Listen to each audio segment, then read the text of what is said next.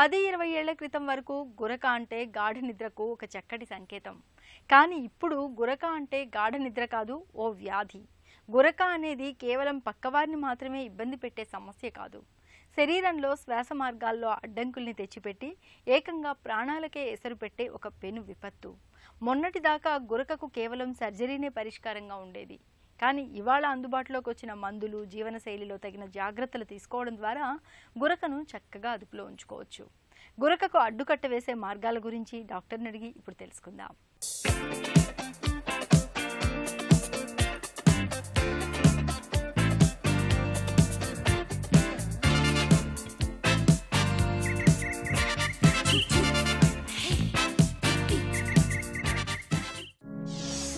పిల్లల్లోనూ గురక వస్తుందా?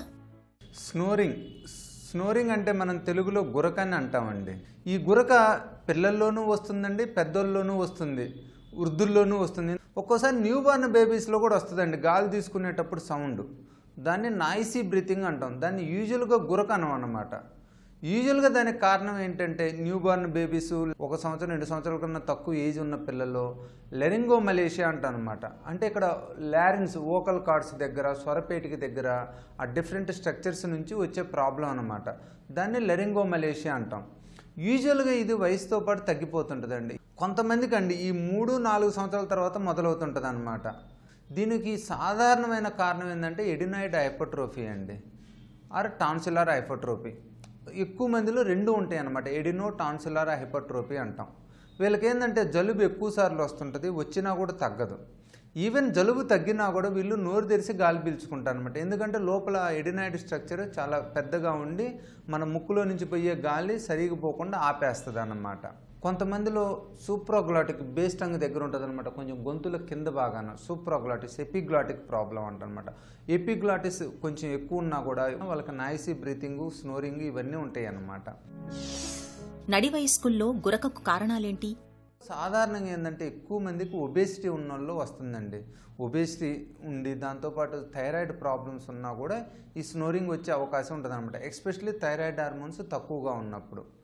సాధారణంగా వీళ్ళకి ఏంటంటే ఆ ముక్కులో కండ పెరగటం, టర్మినేట్ హైపర్ట్రోఫీ నుంచి కానీ, ఆ కొండ నేలకు పక్క భాగంలో ఉన్న కొవ్వు జారటం వలన కానీ, రేర్గా బేస్ టంగ్ ప్రాబ్లం అంటాం అనమాట. ఆ నేలకు కింద భాగం, పోస్ట్ 1/3 ఆఫ్ ద టంగ్ అంటాం, అది కూడా లావుగా ఉండటం వలన ఈ గురక వచ్చే అవకాశం ఉంటుంది అన్నమాట. పెద్దల్లో గురకకు కారణాలేంటి? ఓల్డ్ ఏజ్లో సాధారణంగా ఉంటుందండి. ఓల్డ్ ఏజ్లో ఏమైందంటే ఈ tissue atrophy, tissue muscle function తక్కువ కావటం, అంటే మజిల్ స్ట్రెంథనింగ్ తక్కువ కావటం వలన జనరలైజ్డ్ బాడీ టైప్లోనే వాళ్ళకి ఏమైందంటే ప్యాలెటల్ మజిల్స్ కూడా వీక్గా ఉంటాయి అన్నమాట. ఉన్నప్పుడు వాళ్ళకి ఏమైందంటే డీప్ స్లీప్ పొంగులోనే ఆ మజిల్స్ అన్ని రిలాక్స్ అయిపోయి వెనక్కి పడిపోతాయి. వాళ్ళకి అప్పుడు ఏమవుతుందంటే గాలి తీసుకునేటప్పుడు పెద్ద ఉండదు కానీ గాలి వదిలేటప్పుడు ఆ టిష్యూని వైబ్రేట్ చేస్తాయి అన్నమాట. వైబ్రేషన్స్ ప్యాలెట్లో ఎక్కువ ఉండటం వలన గాలితో పాటు మనకు స్నోరింగ్ వస్తుంటుంది అన్నమాట. గురకతో బాధపడుతున్నప్పుడు ఎలాంటి పరీక్షలు చేస్తారు? ఎవరైనా గురకతో వచ్చినప్పుడు ఏంటంటే సాధారణంగా ఫస్ట్ బేసిక్ ఓపీడీలో మనం ఇన్వెస్టిగేషన్ చేసుకుంటామండి. ఎండోస్కోపీ ద్వారా ముక్కుని, గొంతుని పరీక్ష చేస్తాం. యూజువల్గా మనకి 80% ఇన్ఫర్మేషన్ ఇక్కడే వస్తుందండి. ముక్కు ల్యూమన్లో ఎక్కడెక్కడ బ్లాక్ ఉంది, అట్టనే ఎడినాయిడ్ కొండ నేలకు వెనక భాగంలో ఎక్కడెక్కడ బ్లాక్ ఉంది, అట్టనే బేస్ టంగ్లో ఏమైనా బ్లాక్ ఉందా, ఎపిగ్లాటిస్, సూప్రోగ్లాటిక్ లెవెల్లో ఏమైనా బ్లాక్ ఉందా అనేది మనకు బేసిక్ ఎండోస్కోపీలోనే తెలుస్తుందండి. దీని తర్వాత వీళ్ళని ఏంటంటే 2 టెస్టులు చేయిస్తామండి. అది especially middle age, late middle age వాళ్ళకి, 30 సంవత్సరాలు దాటిన వాళ్ళకి అందరికీ. ఇదేంటంటే స్లీప్ ఎండోస్కోపీ అంటాం. ఈ స్లీప్ ఎండోస్కోపీ ఏంటంటే మేము మొత్తం మంది ఇచ్చి న్యాచురల్ స్లీప్ వచ్చేటట్టు చేస్తామండి పేషెంట్కి. ఆ న్యాచురల్ స్లీప్ వచ్చేసినప్పుడు మేము ఎండోస్కోప్ ద్వారా చూసుకుంటాం వీళ్ళకి ఎక్కడెక్కడ బ్లాక్ అవుతుంది, ఎక్కడెక్కడ మనం కరెక్ట్ చేయాలి సర్జరీ ద్వారా ఈ వైబ్రేషన్స్ తగ్గటాన్ని చూసుకుంటాంట. సో మనకు ఒక ఐడియా వస్తుంది. ఒక్కోసారి ఒక లెవెల్లోనే బ్లాక్ ఉండొచ్చు కొండ నేలక దగ్గర, ఒక్కోసారి కింద గొంతు భాగం సూప్రోగ్లాటిక్ లెవెల్లో, ఇట్లా మల్టిపుల్ లెవెల్స్లో బ్లాక్లు ఉన్నా కూడా మనం ముందే ఐడెంటిఫై చేయడానికి అవకాశం ఉంటుంది అన్నమాట. మూడేది ఏంటంటే స్లీప్ స్టడీ టెస్ట్ అంటాం, పాలిసామ్నోగ్రఫీ టెస్ట్. ఈ టెస్ట్లో ఏంటంటే మనకి ఈ పేషెంట్ స్నోరింగ్తో పాటు ఆక్సిజన్ లెవెల్స్ ఏమన్నా తగ్గుతున్నాయా లేదా అని తెలుస్తాం. రెండోది గురక ఇంటెన్సిటీ ఎంత ఉందో తెలుస్తుంది, గురక డ్యూరేషన్ తెలుస్తుంది, ఆక్సిజన్ లెవెల్స్ ఎంతసేపు నార్మల్గా ఉన్నాయి, ఎంతసేపు తగ్గినాయో తెలుస్తుంది. వీటి వల్ల ఏమవుతుందంటే సపోజ్ గురకుండి పేషెంట్కి స్లీప్ స్టడీలో పాలిసోమ్నోగ్రఫీ టెస్ట్లో ఆక్సిజన్ లెవెల్స్ తగ్గుతుంటే మటుకి వాళ్ళకి ఇమీడియట్గా కరెక్ట్ చేయడం ఇంపార్టెంట్ అండి, either by giving artificial oxygen or by surgery. గురకకు చికిత్స ఎలా ఉంటుంది? పిల్లల్లో ఓన్లీ ఎడినాయిడ్ హైపర్ట్రోఫీ ఉందనుకోండి, పేషెంట్కి ఫస్ట్ ప్రికాషన్ చెప్తాం, ఆవిరి పట్టుకోండి, దాంతోపాటు కొంచెం ఎండకి తిప్పండి, ఫిజికల్ యాక్టివిటీని ఇంప్రూవ్ చేయండి, దాంతోపాటు ఎడినాయిడ్ తగ్గడానికి కొంచెం యాంటీబయాటిక్స్, యాంటీహిస్టమినిక్స్, ముక్కులో స్ప్రేస్, డ్రాప్స్ ఇస్తాం అనమాట. యూజువల్గా స్ప్రే అను యాంటీహిస్టమినిక్ 2-3 మంత్స్ కంటిన్యూ చేయొచ్చండి. మెడికల్ ట్రీట్మెంట్ తగ్గకపోతే సర్జరీ చేసుకుని ఎడినాయిడ్ టాన్సిల్స్ తీసేస్తే సరిపోతుందండి.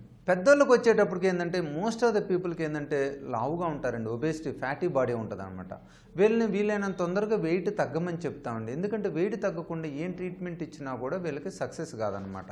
వెయిట్ తగ్గడానికి సిపాప్ మిషన్ మన డే టైం యాక్టివిటీగా ఉంచి మనం ఫిజికల్ యాక్టివిటీని ఇంప్రూవ్ చేసుకుని మనం వెయిట్ తగ్గడానికి ఉపయోగపడిద్దండి. అటు 2-3 మంత్స్ వాడి సిపాప్ మిషన్, దాంతోపాటు వెయిట్ తగ్గి దాన్ని బట్టి స్నోరింగ్ ఇంప్రూవ్ చేసుకునే అవకాశం ఉంటుందండి. సపోజ్ వాళ్ళు వెయిట్ తగ్గారు అయినా కూడా స్నోరింగ్ ఉంది అంటే మటుకి వాళ్ళకి సింపుల్ సర్జరీ ద్వారా ఎక్కడెక్కడైతే ప్రాబ్లం ఉందో ఆ ప్రాబ్లం ఉన్న చోట మనం ఆ టిష్యూని, ఎక్సెసివ్ టిష్యూ తీసేస్తే సరిపోద్దండి. ఇది సింపుల్గా ట్యూబులోపాల్టోఫెరింగోప్లాస్టీ ద్వారా మనం డిఫరెంట్ ఇన్స్ట్రుమెంట్స్ వాడతామండి, లేజర్స్, కోయాబ్లేటర్, కాటరీ. ఈ మూడిట్లో దేని ద్వారా అయినా ఈ ఆపరేషన్ చేసుకొని మనం ఆ ఎక్సెస్ టిష్యూని తీసేసినట్టయితే వాళ్ళకి గురక తగ్గిపోతుందండి. వృద్ధుల్లో అయితే ఒబేసిటీ లేకపోతే ఏంటంటే మజిల్స్ అనమాట, ఆ కొండ నాలుక దగ్గర వాళ్ళని మనం సింపుల్గా రేడియో ఫ్రీక్వెన్సీ ద్వారా కానీ కోఆబ్లేటర్ ద్వారా కానీ ఆ సబ్మ్యూకోజల్ స్టిఫ్నింగ్ చేస్తాం అనమాట.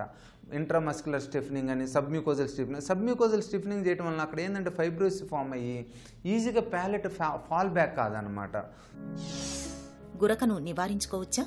జనరల్గా ఏంటంటే ఈ స్నోరింగ్ ఉన్నోళ్ళు ఇప్పుడు ఫస్ట్ ఏంటంటే వాళ్ళు ఫిజికల్ యాక్టివిటీని ఇంప్రూవ్ చేసుకోండి, పొద్దున్నే మంచిగా ఎక్సర్సైజ్ చేసుకుంటూ ఉండాలి. ఇప్పుడు కొత్తగా స్నోరింగ్ ఎక్సర్సైజెస్ అని వచ్చినాయి అనమాట. మన నోట్లో ఉన్న కండరాలు స్ట్రెంథనింగ్ చేసి ఎస్పెషల్లీ ప్యాలెటల్ మూమెంట్స్ అవి స్ట్రాంగ్ అయ్యేటట్టు ఉండి వాటిలో టెన్షన్ పెంచుతాను. ఈ టెన్షన్ పెంచడం వల్ల మనకు గురక తగ్గుతుంది అనమాట. దీంతోపాటు డే టైం మంచిగా ఫిజికల్ యాక్టివిటీ చేసుకుంటా, కొంచెం ఎండలో తిరుగుతా, జలుబు రాకుండా చూసుకుంటా, కొంచెం వేడి నీళ్ళు ఆవిరి పట్టుకుంటా చూసుకోవాలన్నమాట. అలానే కొద్దిగా ఈ ఇరిటేటింగ్ పదార్థాలు, స్పైస్ పదార్థాలు, ఆయిలీ పదార్థాలు, గ్యాస్ ప్రొడ్యూస్ చేసే పదార్థాలు కూడా తీసుకోకుండా ఉండటం మంచిదండి. చిట్కా మీకోసం. కడుపు ఉబ్బరంగా అనిపిస్తున్నప్పుడు 1/2 టీ స్పూన్ మిరియాల పొడిని 1 గ్లాసు పల్చటి మజ్జిగలో కలిపి తాగండి. కడుపు ఉబ్బరం నుంచి త్వరగా ఉపశమనం లభిస్తుంది.